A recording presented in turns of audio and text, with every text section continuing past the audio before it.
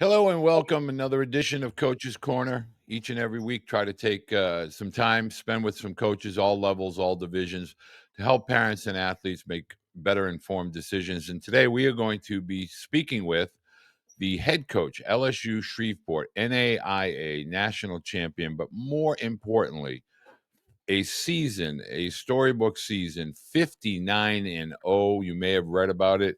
Wall Street Journal, Sports Illustrated, has been all over social media platforms. Head coach. And Brad, I want to make sure I say Neffendorf. Yep, you said it right. All Like, right. I'm 1 for 1 today. That's good. oh, well, about one out of every five gets it right. So I appreciate it. Well, I want to start really and talk first and foremost about, looking back at the beginning of the year, back in January. You're down in Louisiana in Shreveport, and you take a look at the team. Did you have any idea that the team would A, be in a World Series environment, or B, have the opportunity to go undefeated? Undefeated, absolutely not. Right. Do I believe that we had a team? Yeah, I believe that we had a team that, you know, getting to the World Series is obviously tough. I think it can be tougher just due to the format of it and the atmosphere of it and understanding what you're playing to get into. Like, and this might sound different, but I think it's a little bit tougher and more of a relaxed, the relaxed environment is almost when you get to the World Series. Like, hey, we made it. Let's just go play. And it's tough to get the kids, which we did an unbelievable job with it, to understand. A regional format is just different. There's so many things about it, especially when you host. It adds a little bit of a different expectation to it, which we've hosted 5 years in a row. That I know that we had with the amount of returners that we had back, and we hit on some really good ones to get in here for 1 year to transfers. I knew we had a chance to be really good, and especially from experience of being at this level for so long. I thought we had a team that had the potential, and we don't talk about wins and losses, but I knew from a standpoint of success, I thought it would be a team that probably wouldn't lose, a ton unless some, injuries and things happen.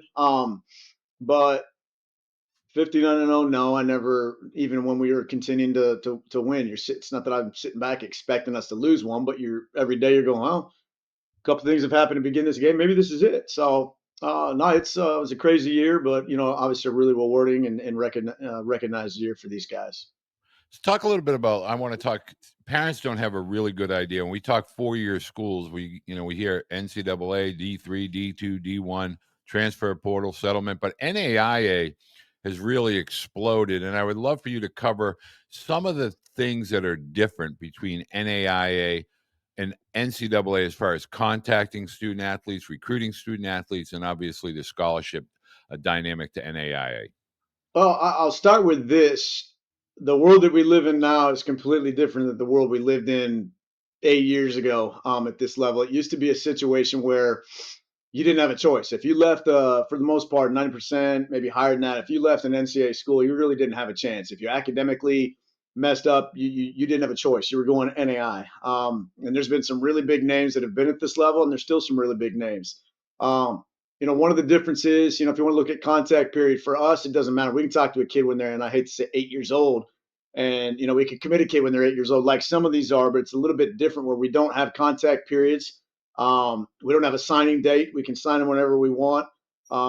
Academically, it's probably the biggest difference at this level, which can result, in some resources that are different. Obviously every school how they set it, every school what they're allowed to have, every school, the financial situation that they have is going to result in, you look at some of these bigger names and bigger schools at our level, we have a little bit more to work with. Every NAI allowed scholarship money, how much they have is based off the school. Um, there's different levels of scholarship money. You can academically stack. There's only so much you can play on the field, so that results at the end of to begin the year. There's some academic GPA stuff that comes in. It's hard to explain right now, but we have a whole different format in which we work with. Um, I've always told people that there's a lot of negative about our level. I think you only see the negative about it because it's easy to do that out there, but until you get out and watch a high level NAI game, a high level NAI roster, a high level NAI team, you know, you really shouldn't say anything because we're out. You look at our roster, everybody on it this last year had signed, played, or committed to a Division One at some point. And we're selfish. We're going to recruit the highest level player that we possibly can, and the only thing that we can be told is no. And no matter how good we are, We're going to get no more than we are yes.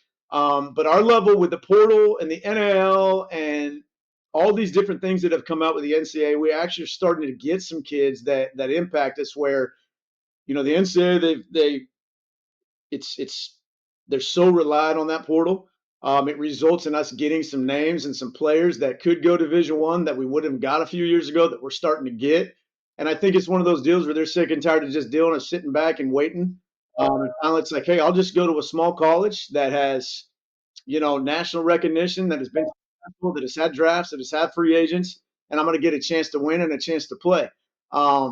There's so many differences. I would say everybody wants to go Division 1. That's everybody's deal. But look at the amount that are going in the portal. There's so many that you talk to where they'd rather take the chance right now. Just I don't know if it's an ego deal. I don't know if it's to say they did it. I always tell everybody this is Division 1 baseball here, and it doesn't have the blue dot next to his name. That's the difference. Um, so it takes time. For us, we got to be really patient. We've got 12 spots that we've got to fill. Kind of our number right now for this next year. And we've always said if we're going to win and we're going to win at a high level here in this program, we're not going to win until July or August. And like late July, early August, maybe even middle August, the week before school. And what I mean by that is that's when we're going to get, the last really impactful pieces to our roster when they finally figured out or made a decision. I'm not going to, I don't want to wait or, deal with this anymore. So I will take the team that has been wearing me out for years and go to that program because I know I'm going to get a chance to win. With the way the draft works anymore, if you're not a Power 5, you're not a Power 4, whatever you want to call it anymore, even JUCO, that's dwindling down. Division 2, NAI, we're going to have some each year. But you even look at some of the bigger names at Division 1, they're not getting drafted. They're not free agent signed because it's 20 rounds and they've depleted the minor league organizations.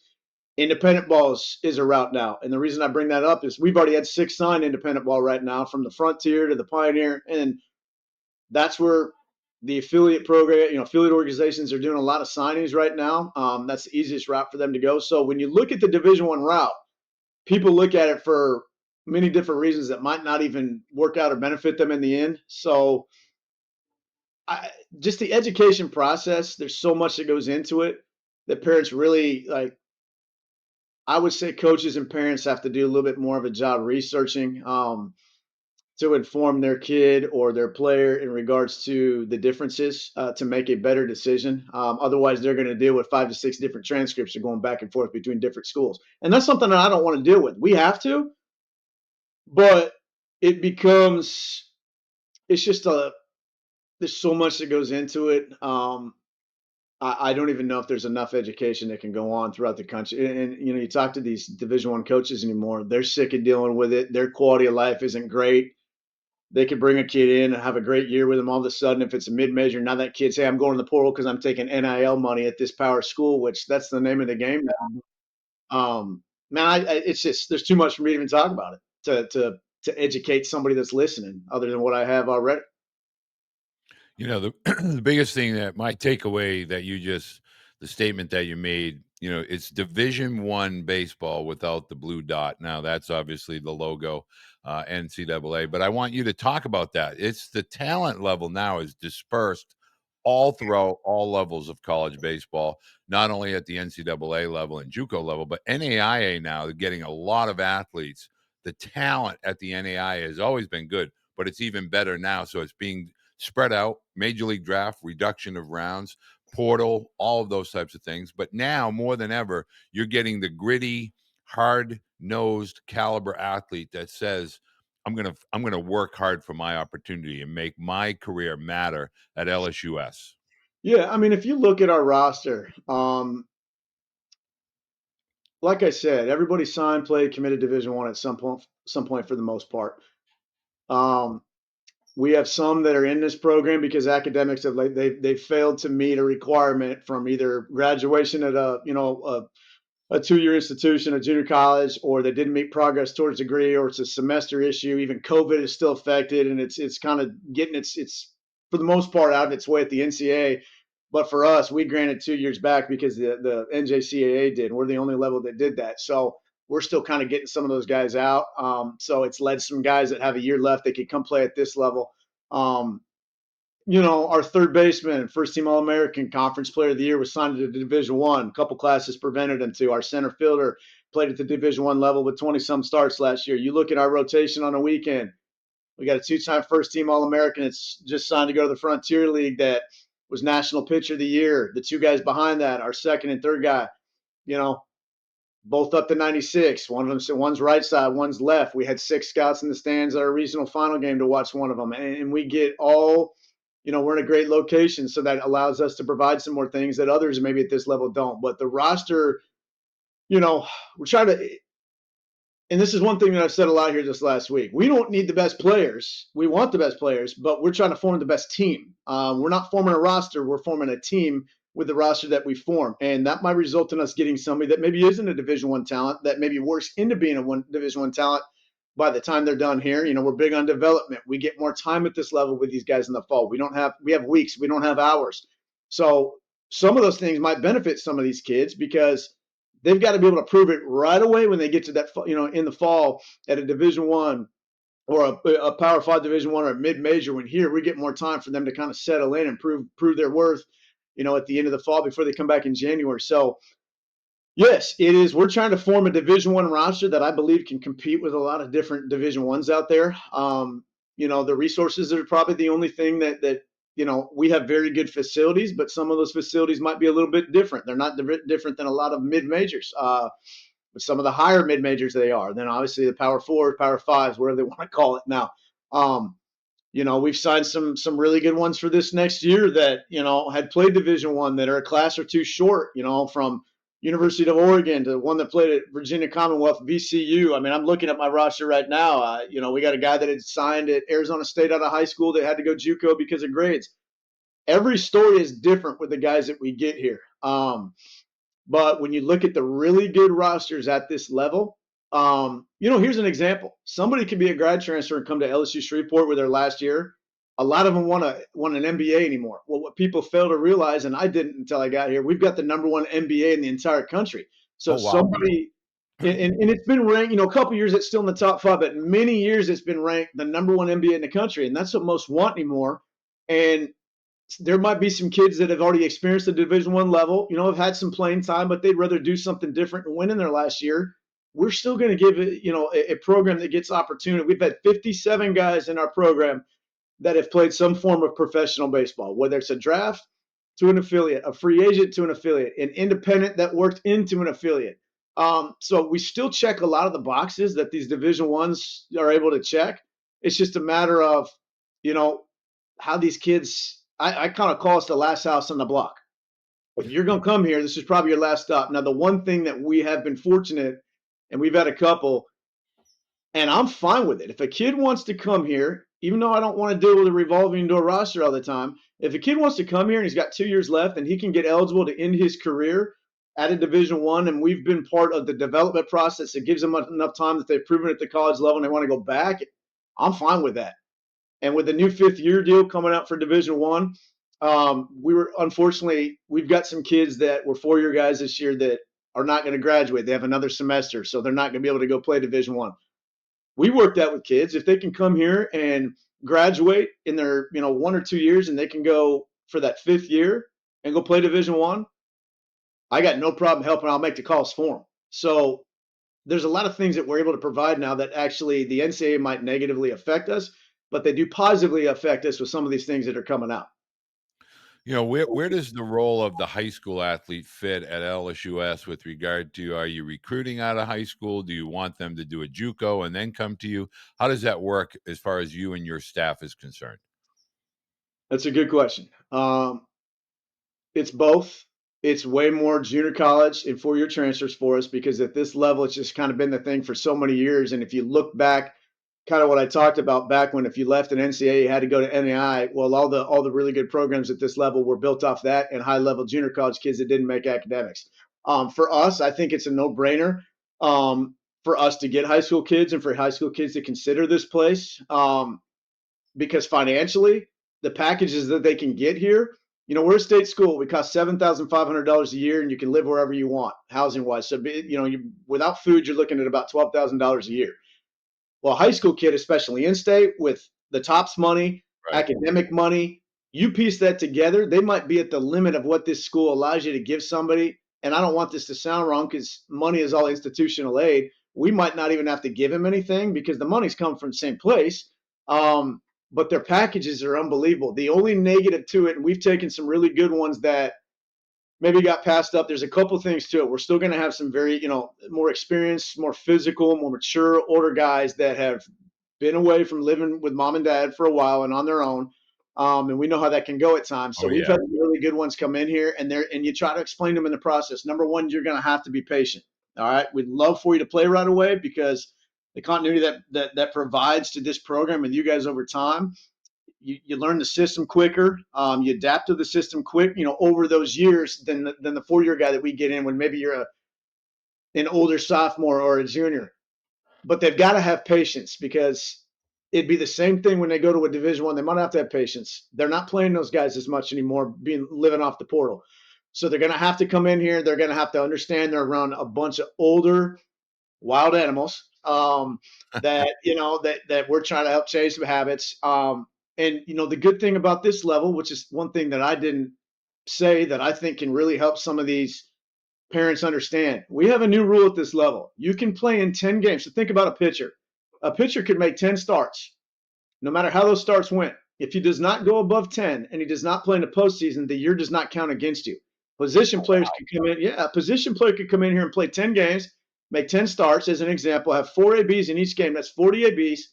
And it's one of those deals where, hey, you got some time and you experienced it. Let's not burn this year on you. You still have 4 more years. We're not going to play it, in the next one, in an 11th game.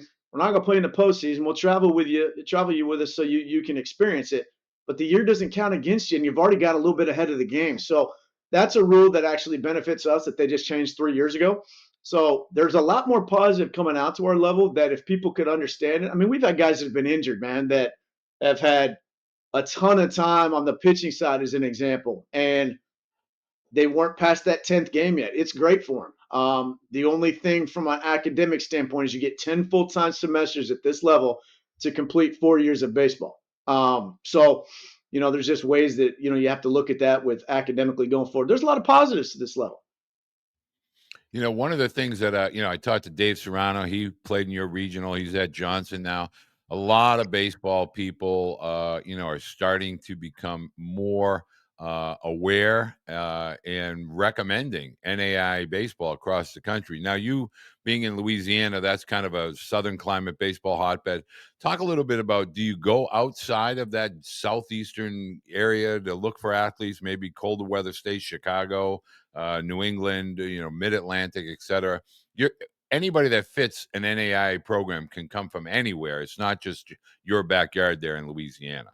100%. And you brought up Dave Serrano. So obviously, I had a 6 month stint at the Division One level at Southern Illinois, and had Yep. no reason to leave. And this came open, and one thing led to another. But I was at Tennessee Westland, 45 minutes down the road from Johnson, for 4 years. We were fortunate to win the national title there. I was at Campbellsville, Kentucky before. It doesn't matter where they come. We've kind of told everybody, with putting together the best team, I don't care where they come from. We're going to form a junior college 4 year with some high school trickled in all-star roster that's going to become an all-star type team. If you look at our roster right now, and I'll bring this up, and you can compare it to the years. We've had years where we've had 20 some plus states in 5 different countries here. You look at next Oh, year, wow. guys coming in next year: Illinois, California, Arizona, Australia. We've got in the Louisiana one, Georgia, Nevada, Oregon, Texas, Puerto Rico, Canada. Wow. And returning wise, you've got Arkansas, you got Missouri, you got Utah, you got Kentucky, you got Hawaii, you got Indiana. So they're from all over the place. And, when we approach it with the junior college, there's only, I think, 5 junior colleges in the state of Louisiana for how good this baseball is and how big it is here. It's the one place where it lacks. Mississippi has a ton of them. We get big into Texas. It's right. We got to dominate that state. We're big into Arizona. When I was at Tennessee Westland that year that we won it, we took guys that were really good players from places that nobody knew about, and it worked out really well from us. I mean, we had guys from Maryland that were junior college, Division II, Division III junior college All-Americans that nobody was really digging in, because everybody, kind of what happens at this level is everybody bodies what they do off who was successful. So I go look at their roster. I just go see where they're getting them from, and we've all done that. Well, then they start kind of latching on to that area. Okay, well, they had a bunch of Florida and Texas. Let's go get Florida and Texas. Well, eventually, when everybody gets in there, you got to find a way to stay in there and try to still dominate it. But you might have to go look elsewhere. We try to get out everywhere we can. We've built a network that's all throughout the country. And of course, we've had really good teams here, and it led to us winning a national title this last year. But now we're getting calls from the bigger ones that maybe, like, I understand it. They want their guys to go to Division One. If they go NAIA, they want them to go to the best one. Well, right now we're the best one, so that's where they want. If a guy's got to go NAIA, they want to say they're going to the LSU Shreveport, and part of that's the network and the connection that we've made as a staff with our recruiting. So if a parent or a student athlete has an interest in an LSUS, and there you want to come, do you have camps, or, is that something that you are active in social media? How do you prefer your athletes or your families to reach out and get in touch with you? Well, it doesn't matter if it's a college transfer, a high school kid that's coming in, 4 year, junior college, high school. We've gotten some of the best players in ways you wouldn't believe. It could be, sometimes your players are the best recruiters. It's who they Right. know. Hey, so and so's leaving. What do you think about him? We look him up. We get in contact. Yeah, it's a fit. We start cross checking with other coaches. From a high school standpoint, I'm big on the showcases. We've signed one or two of those high school kids out of them, but the problem that we've ran into here is each year we've been doing a facility upgrade. So for 2 years, we thought we were getting turf on our infield at one point. Well, it ended up taking a little bit longer, so we couldn't do them. We didn't know they were breaking ground. Right now, they're tearing up our outfield, so that shut us down from doing tournaments this summer.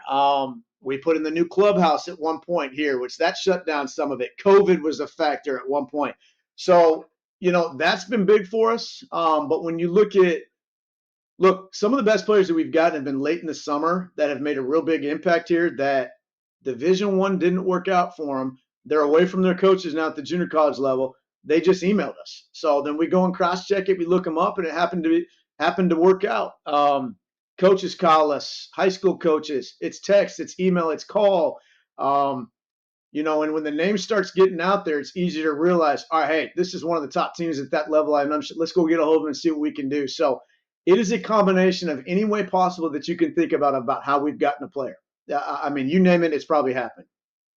Well, Brad, I want to say thank you, and obviously congratulations. Tremendous season at any level in any sport. Anytime you can go undefeated and win a World Series, you've had a heck of a season, that'll be remembered for decades by you and your athletes.